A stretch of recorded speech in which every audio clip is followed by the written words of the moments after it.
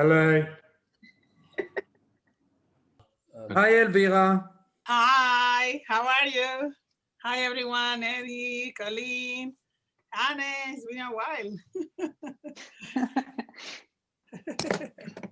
To begin with, it's very exciting that at the very end, actually, of 2020, we can gather here with all the artists of the Circa project and do this polyphonic interview with an outlook, of course, to 21. And I wanted to begin actually with the beginning. When I heard first, Joseph, about your project from Erica Bolton, the very beginning when you started it, I thought it was very exciting, this idea that actually something Edouard Glissant told me a long time ago, that we should think about exhibitions that are presented where they go to the people, because of course exhibitions as they are traditionally presented are still invisible and always invisible to large sections of society. So the idea of actually show art where sometimes we expect it least and create very public situations, as Glissant said, for art seemed very exciting. Also, when Erica told me first about your project, it reminded me of an initiative of the late Josef Ortner in Vienna,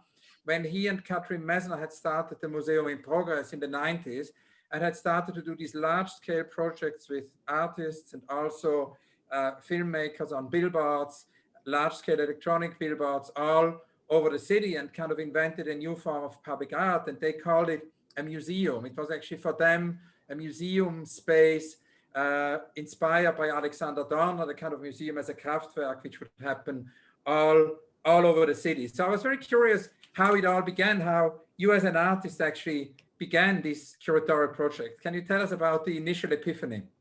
I think things start with a grain of sand, and then eventually you kind of like gather more material until you build something. And it was just an idea that I had when I was super young. And I sent a tweet to somebody who worked at the company that owns the screen. And it took about 2.5 years of meetings in a very kind of corporate manner, going in and doing presentations and trying to persuade this kind of huge capitalist machine to see value in creating space and allowing for a different possibility to emerge.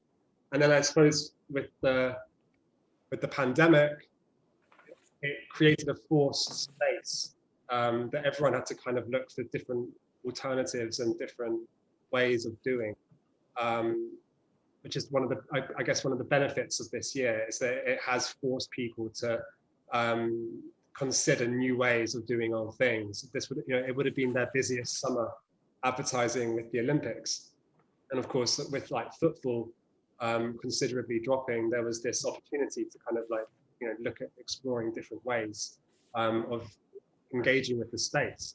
And it was really just a kind of a step-by-step thing. I mean, I wrote a letter to Ai Weiwei, and the next day we had a confirmation, and we symbiotically were having to fundraise to raise the money to be able to actually produce this, because we didn't have any backing.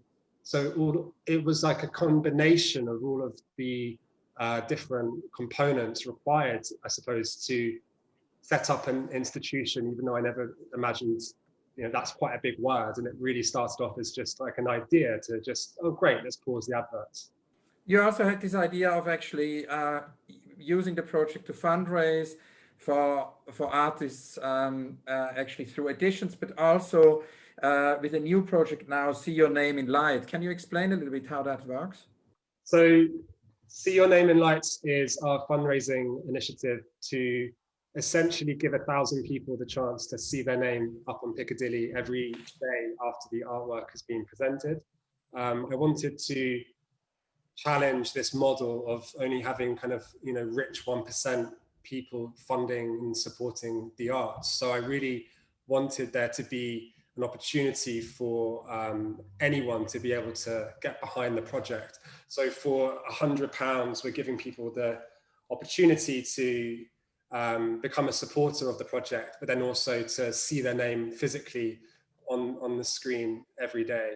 And that with the Circa economy, the print sales, we are trying to do something circular by raising money each month, and then using it to support the creative community. So the showroom, we very fortunately were able to collaborate together in November, and we recently gave them a contribution towards the Pay It Forward campaign that is currently being run as a digital fundraiser because everything's been disrupted. So we, from the money that we raised with the Ai Weiwei prints, we gave a donation of £5,000 to the showroom last week. And so we're finding ways to directly support the community.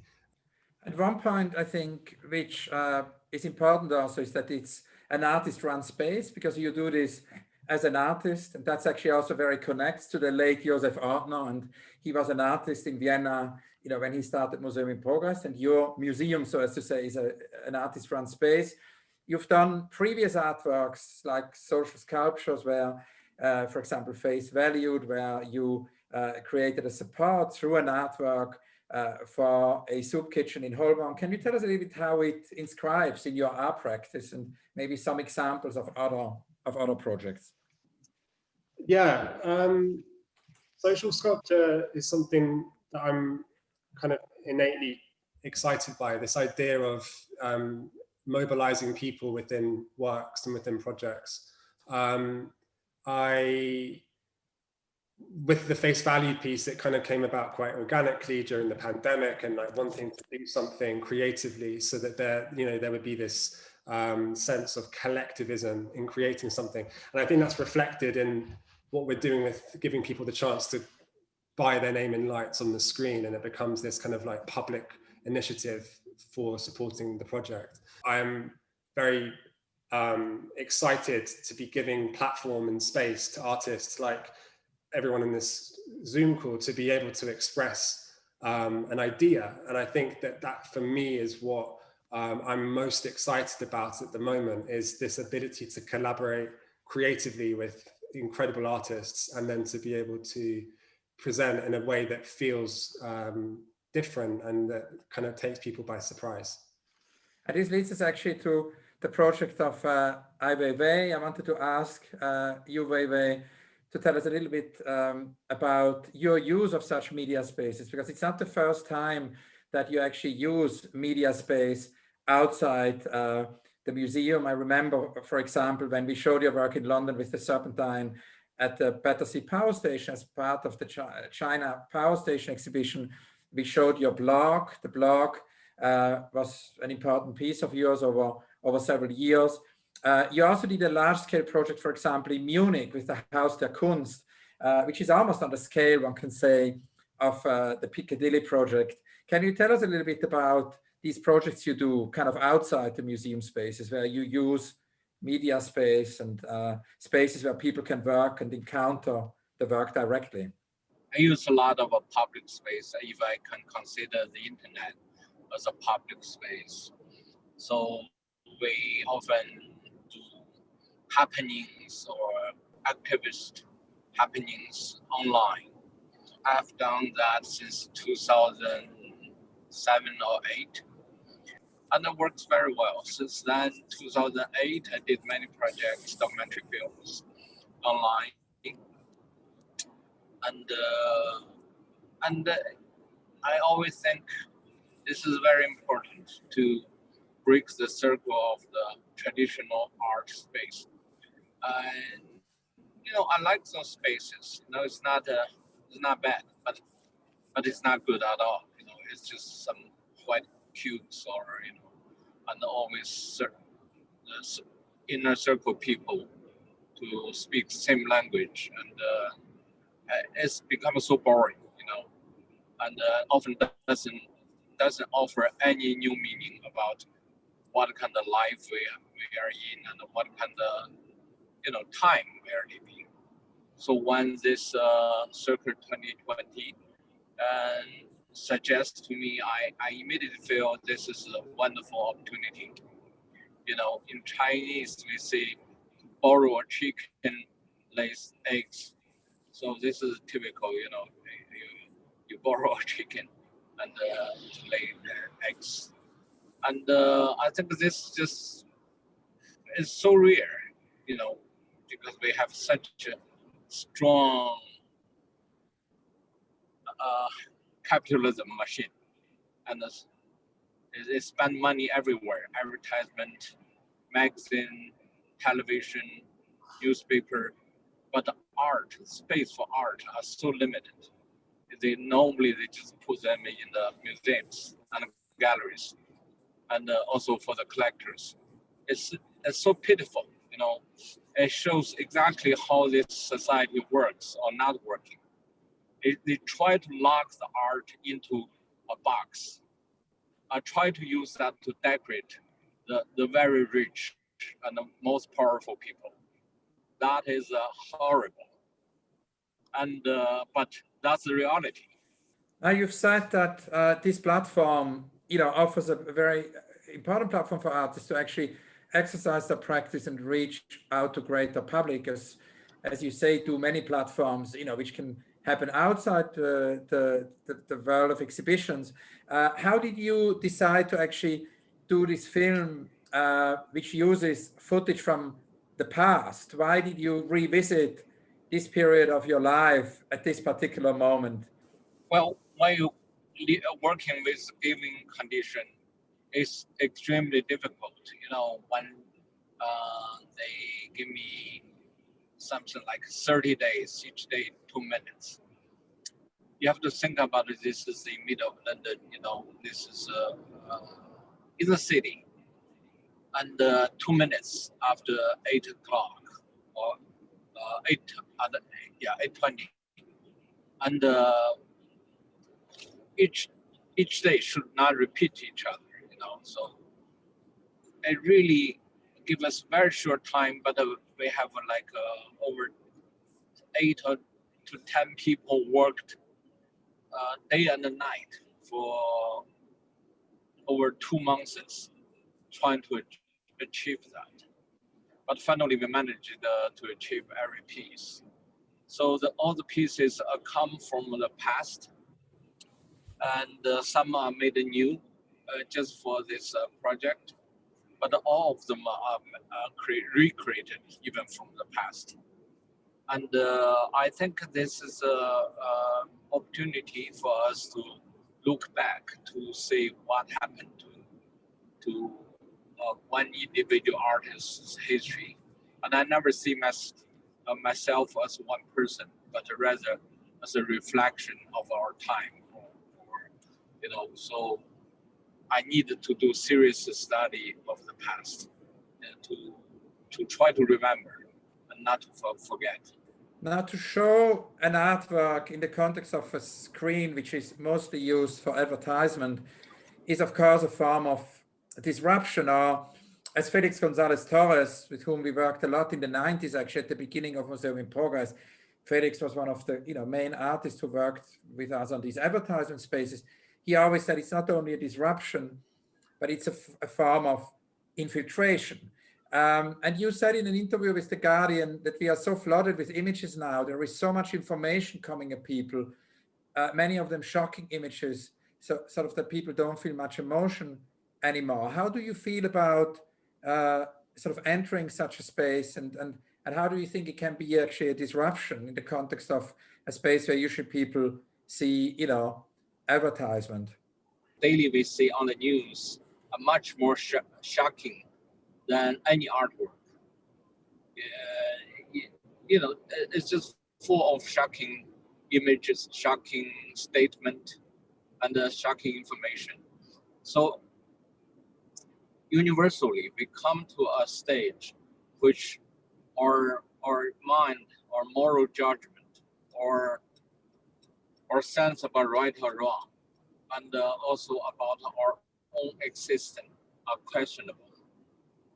It's very questionable when you accept the information but not to act, and you become victimized by unable to give even just simple opinions or to act out. So that challenges our existence. I think philosophically we are living in a time which our lives start to become a meaning nothing, because simply we are being carried away by all the news and the information, but we cannot, or we're incapable to act. Thank you very much, Weiwei. And this actually leads us directly to Cauleen, and Cauleen, to your piece. You spoke in a previous conversation we had about the manifesto as a form of disruption in such a well-known place of advertising, which usually would embody capitalism. So I wanted to ask you to tell us a little bit about that, about your idea of disruption in this space, and also about your manifesto, which is described as a living still life. It points basically at a manifesto which was presented throughout the months of November. And it was a tableau of your desk, really, where personal items and remnants of daily rituals appeared and disappeared. Can you tell us a little bit about the genesis of this piece? I mean, the initial gestures were just Post-its that I was scribbling out at home while Los Angeles was on a shelter-in-place restriction, and conversations I was having with friends over the phone, over Zoom, with my students, about trying to understand sort of what's happening with the planet. And so I was just scribbling out comments, like snarky and sarcastic observations, complaints that were, you know, a kind of a synthesis of our experience. Not really realizing that people were recognizing their own experience in those little Post-its on Instagram. By the time Josef approached me, I'd already sort of stopped complaining on Instagram about COVID, and stopped complaining about capitalism, and stopped complaining about all of it, because it was really clear that it wasn't going to end anytime soon. So the challenge was to try and figure out, and I called it a manifesto, kind of quite sarcastically, because it's like the opposite of like directives and commands. It's kind of laments, it's laments, complaints, and observations.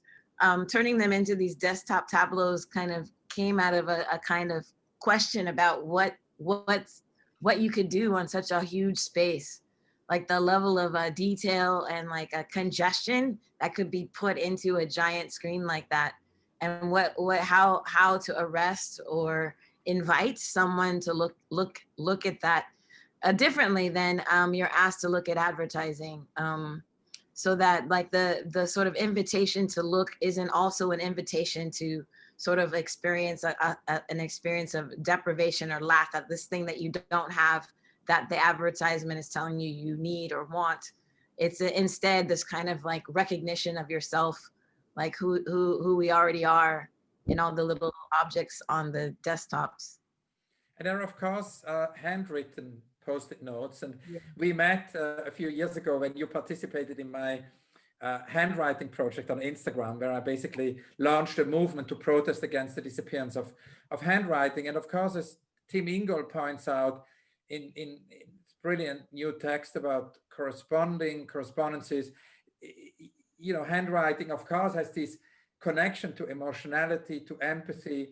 And I want to ask you a little bit to talk about the relationship of emotionality, immediacy of handwriting in relation to the words you wrote. And a great question.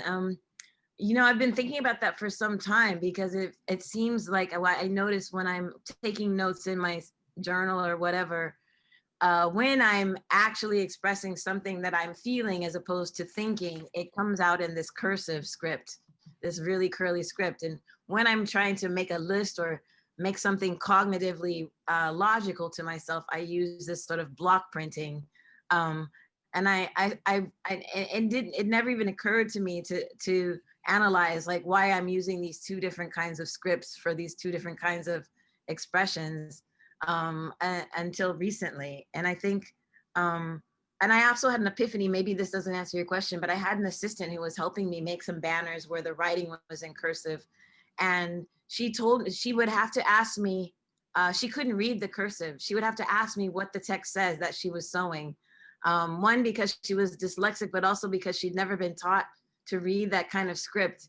And it kind of struck me also as like a generational divide, that like I wouldn't hesitate to express myself to someone with this way of writing, and that this would be something that she couldn't understand at all, kind of really stuck with me. So now I use it quite deliberately as a signal about like a kind of intimacy that I too share this sort of concern that you have about handwriting and its disappearance.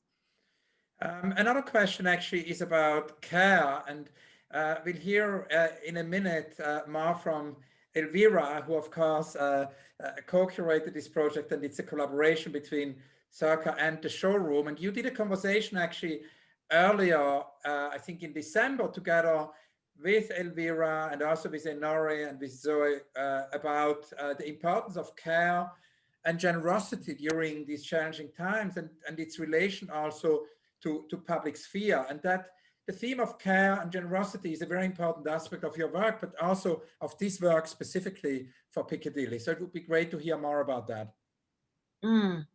I guess, you know, a lot of the tableaus, they're super busy, and maybe 2 minutes isn't enough to read them, but they have all the sort of markings of like your life indoors, like daily life, everything from the mask that you just wore on your way to the grocery store, to a list, to a cup of coffee or a plate of salad. And I thought that like, that's the one thing that maybe I was less worried about friends knowing that they were home. I was like, oh, they're definitely at the very least making themselves tea, they're maybe taking naps, maybe they're binging on television, maybe they're doing things that they haven't done in months because we've all worked so hard and at a frenetic pace with this insane amount of travel.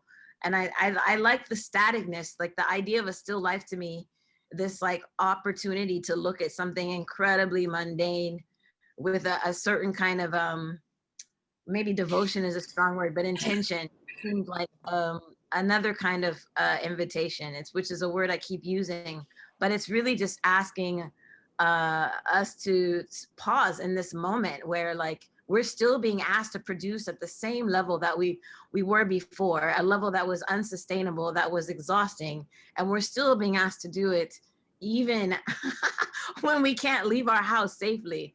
And that this like level of insane extraction with a complete disregard to the fact that there's a virus on the planet trying to kill us is like mind-boggling to me. I just thought like, just stop and like, just, I don't know, grab a pencil and scribble, eat a bowl of salad, drink a cup of tea, and refuse all of this sort of like extra extraction in the face of a catastrophe, you know? Thank you so much, Cauleen. And this is the perfect transition now to Elvira. Elvira, you curated this public art project and selected Cauleen for it. Can you tell us about how this collaboration began and how you selected these two projects?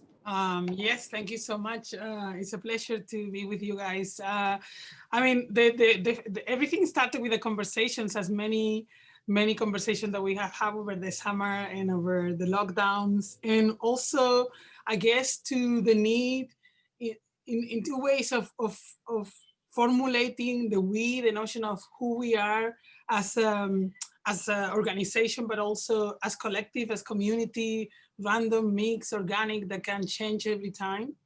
And as you were discussing about handwriting, I was thinking also that for me, the most important was the possibility of presenting in the screen when I was invited by Josef, and we began the conversation with the showroom of what can we do together, to think about two things. One was that I wanted to feel the human touch there, right? Like everything, it is so structured by the time, the real estate of the screen, the time of the advertising, and all of a sudden, both Cauleen and Daniela, who is something that we were considering for a while as well, were bringing handwriting, bringing almost like the sense of the human error to this perfected digital world. No?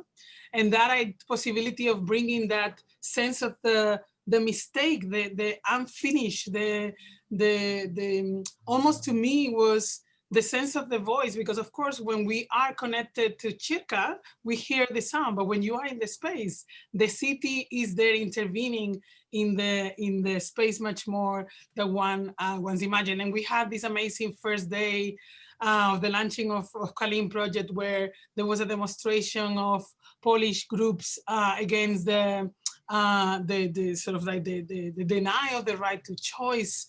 And Josef went up to the curators and asked them if they could please listen, well, watch basically the work that was about to start, and everybody remaining silent. And that sense of communion at that moment, for that very reason, is for one of the ways that we do things, no? That one of the ways that we want to interfere in the space, no? And it was very interesting that sometimes we have, demonstration, it is an art of intervention in public space. It is a disruption in many ways, no? And what we did with that was an aesthetic one, that of course with the mastery of Cauleen, who also, when I met her in 2013 for the very first time in Chicago, was doing a sort of disruption of in the South Side with her fabulous mode piece, Space is the Place. And I have been infatuated by Cauleen's practice since then. So working all of a sudden with this incredible, as we were discussing at some point, Hans Ulrich, this Kunsthalle in London, no? When London was locking down, with this crazy guy, Josef, that had this intuitive and emotional way of addressing the sense of value, his interest in art, sometimes, a bit low, sometimes like totally direct. It felt like a great opportunity also for an organization like ours, in particular at the moment that we were, because for me, as a director of the showroom, after 2 years, I felt like I needed to pause. I totally thinking of what you were saying, Cauleen, how for me, there was a moment that I didn't, I have spent 2 years firefighting as one does in a small organization like ours in the UK, and engage with the possibility of thinking hybrid propositions, collaborating in a different way, intervening in spaces where perhaps people are so afraid to go because, you can lose your idiosyncrasy. But there is something about collaborating that Josef and I had discussed for quite some time, no? Which has to do with what you can build together, where these sort of way of doing come together, and at times with frictions, obviously, but in a way always building up for something that is larger than any of us and our institutions. Tony and Felicity that work with Josef behind this, and Guido also in the graphic part, they had this idea following Josef of creating this incredible website, right? Which for me, that's another tableau right there, right? Like that, the website of Circa allows the artist to basically throw everything you want, to explain, to give context in a way that exhibition in a regular space, in this sometimes a bit boring, as Ai Weiwei was saying, spaces do not allow. No? So if you really want to know Cauleen's work, you now have the chance to access Circa the art to engage in a way with previous films, and that possibility, which was almost like, so fulfilling some of my desire also to work with Cauleen in this way was amazing. And I'm very thankful to Josef to have given me the chance. Well, thank you so much, Elvira. I now wanted to ask Eddie, because actually Cauleen's project was followed by Eddie Peake's project. I wanted to ask Eddie to tell us about A Dream of Memory. It's been described as a drama that features 3 characters and explores the power dynamics of relationships and the internal conflicts of self. And it actually plays out within a green screen cyclorama. And Eddie, you said that actually in a way, the cyclorama, the green screen cyclorama could almost be the 4th character. Can you tell us about the genesis of A Dream of a Memory? Well, it's actually a dream of a real memory. Not to be pedantic, but I like that insertion of the words real, because it sort of implies somehow a lack of reality, which I find interesting in the context of a space where we're usually presented with a sort of aspirational version of reality, or like a kind of unattainable version of reality in the form of adverts. The phrase "a dream of a real memory" actually it's been with me for about 10 years, that sentence, and I always wanted to work with it. And don't worry, I'm not gonna start talking about my dreams. I know how boring it is to listen to people's dreams, but I am interested in that sort of liminal space that dreams exist in between reality and fantasy / fiction, and I also find I find the idea of an actual memory, or a quote unquote real memory, existing in that space. In a way, it's kind of tautological, because memory, I think, is a sort of a trick that we play on ourselves. We remember memories. I think what we tend to remember is the memory of the memory. So we're playing this kind of game of telephone with ourselves, where we're constantly twisting our own version of our own reality. In effect, I like that the this Piccadilly screen, it sort of functions a bit like an infinity curve in a cyclorama, with this curved sides that it has, almost like a cyclorama infinity curve has been flipped on its side. So I like that there's a sort of double entendre of sorts going on visually. I like also that the green screen invites one to imagine other realities, because, as most people know, you use a green screen to present another kind of reality behind a performing character. And I think it's difficult to look at the green screen without then imagining what that reality could be.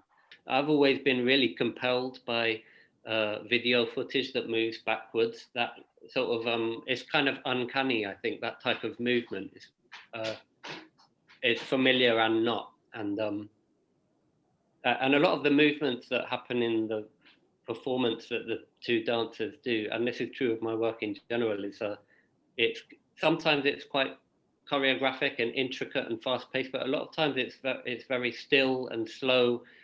Even you know, if I'm being critical of it, mundane at times. And I find that by flipping it into reverse, it has this sort of weird type of movement that makes it, to me at least, compelling. And then the reason I describe the green screen as a possible protagonist of the work is that, well, as I mentioned, I do think that it invites the viewer, I speculate, to imagine a potential reality that these characters exist in. And it's so prominent that I wonder if it sort of dominates in a way the movements and actions of the dancers. I had one more question, which is, as mentioned before, Felix Gonzalez Torres always talked about this idea when we spoke about media space, about infiltrating, no, and that actually art can be a form of disruption when it appears on big screens or on billboards, particularly on such a exposed place as the Piccadilly advertising screen, Europe's largest, I think, display of that sort. And you, in a similar way, said that the work, not explicitly but laterally, criticizes the manipulative means by which capitalist machinery, such as advertisement, entwines itself in our life. Can you explain that a little bit in relation to the piece?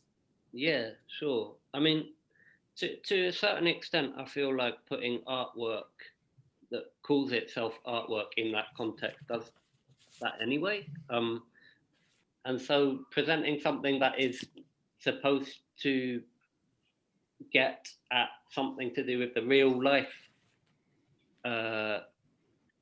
mess of relationships, to my mind, does subvert and undermine what the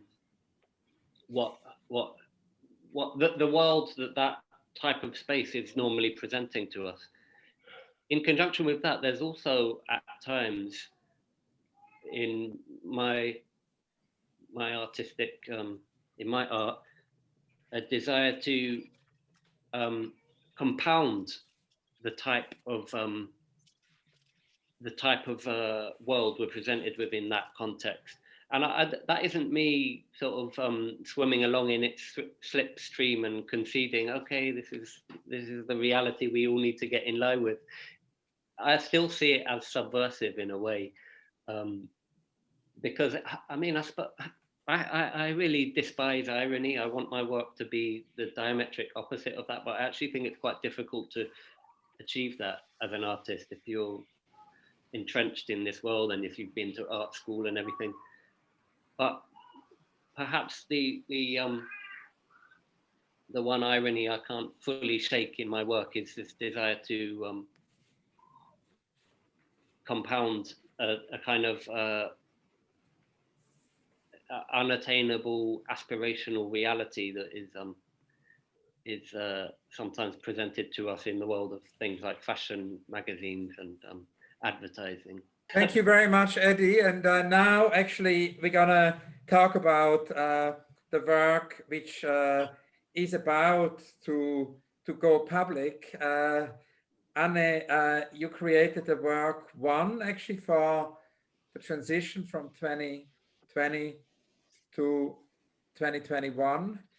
Can you tell us a little bit about this work? I had a sort of a sneak preview, and it's a very solitary and also very iconic image of Eliza. Can you tell us about one? So when Joseph asked me about 2 weeks ago from now, I was in a position that I thought that was like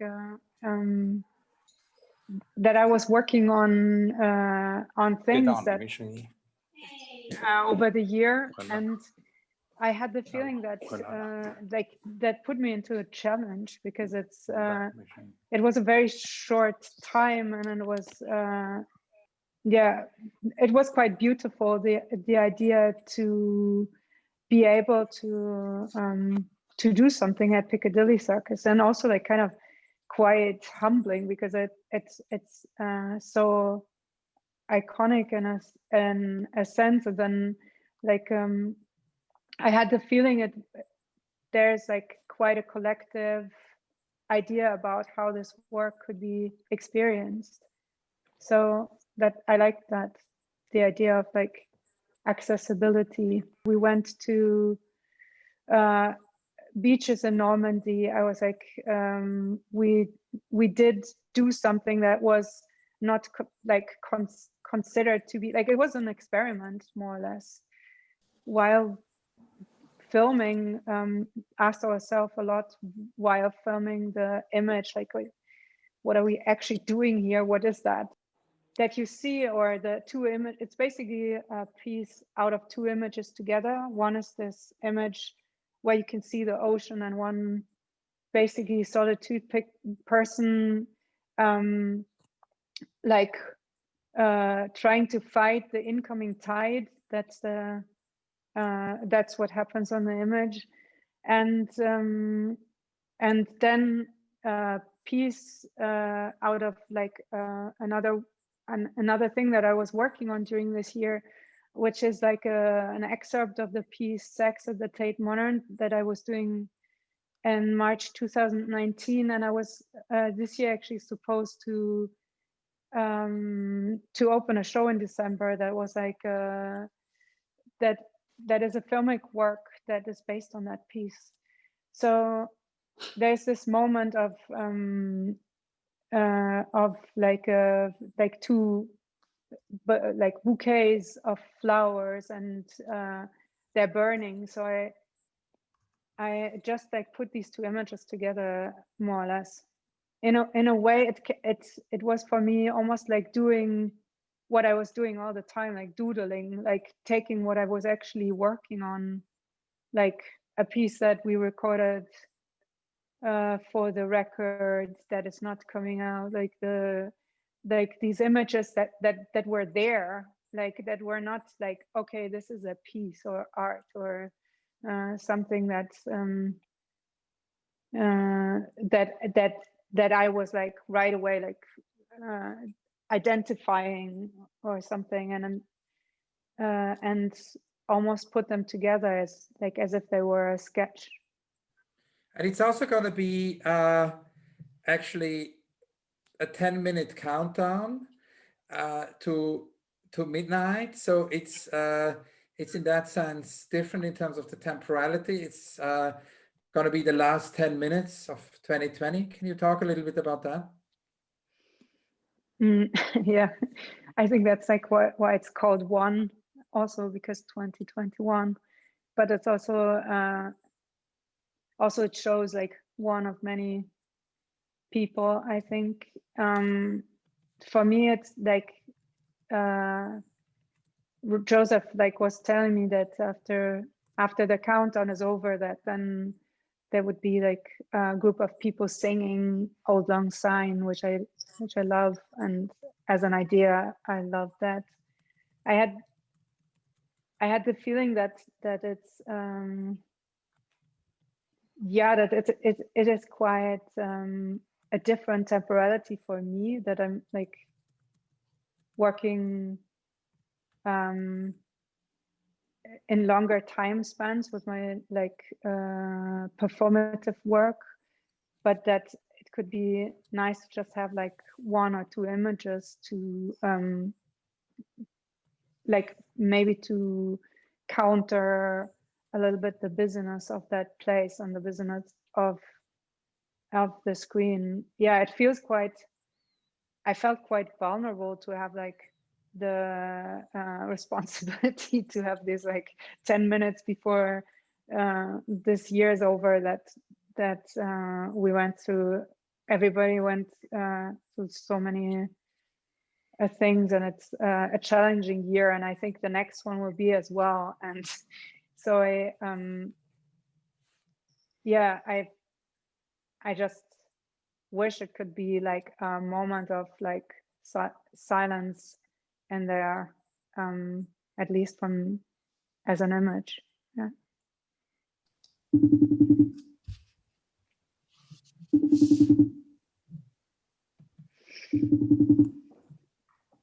Hello. Hi, it's Hans. It's great to reconnect. I haven't seen you since our event at the Cartier Foundation. It's great to be reconnected. That's so funny because I see you so many times in the work that you do, and it just always feels like we're always connected. So I don't even realize so much time has gone by.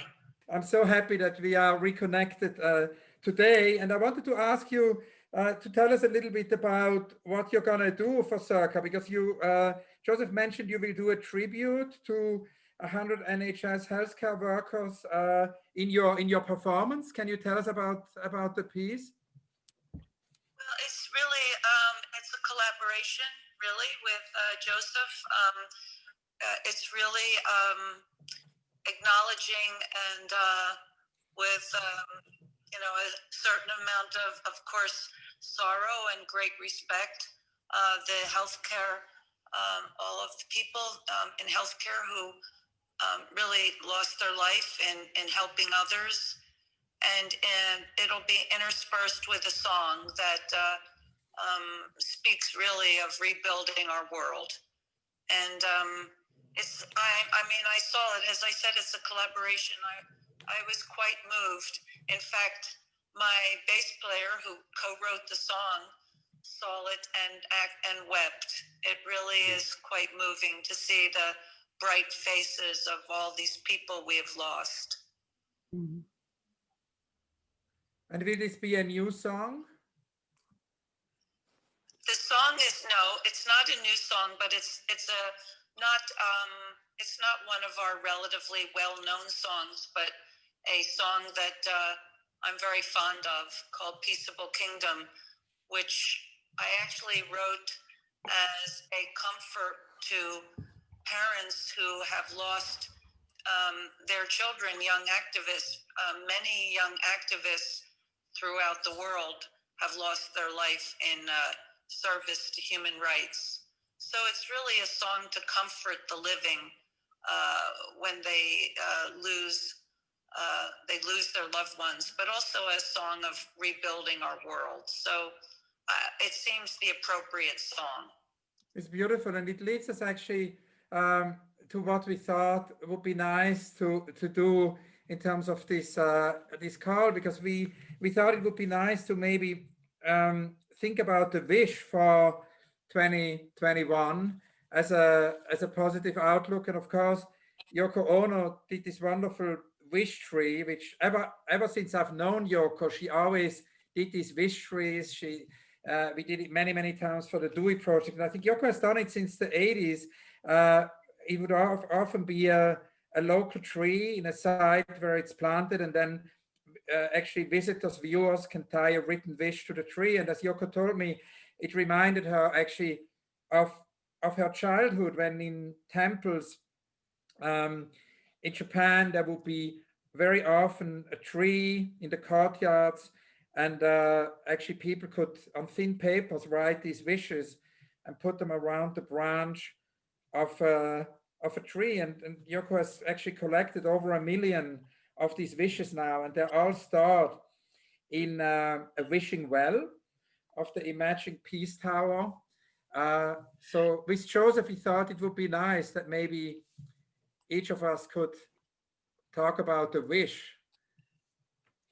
I don't know who would want to start. Beautiful, but also there's also a tradition in Mexico of people hanging small silver things upon trees, you know, for prayers or wishes for loved ones to be healed, and or children to that have illnesses to be healed. Something about the beauty of a tree and it's the way that it grows up toward the sky. You feel trees seem well connected with God, and I mean, yes, I'm sure. Are you asking me to give you a wish, or? Yeah, it would be great if you start, Patti. Yeah. I mean, really, you know, my wish would really be that we as a people could find it in our mind and hearts to sort of retune, reset ourselves, reset our mindset with a willingness to really work as one people, to communicate and work as one people in terms of climate change, in terms of working together to deflect the terrible powers of this virus, but most of all, just to feel a sense of a common humanity. So I guess, quite simply, just I wish for, you know, us all to find in our hearts our common humanity. Beautiful. Thank you so much. Weiwei, do you want to tell us your wish?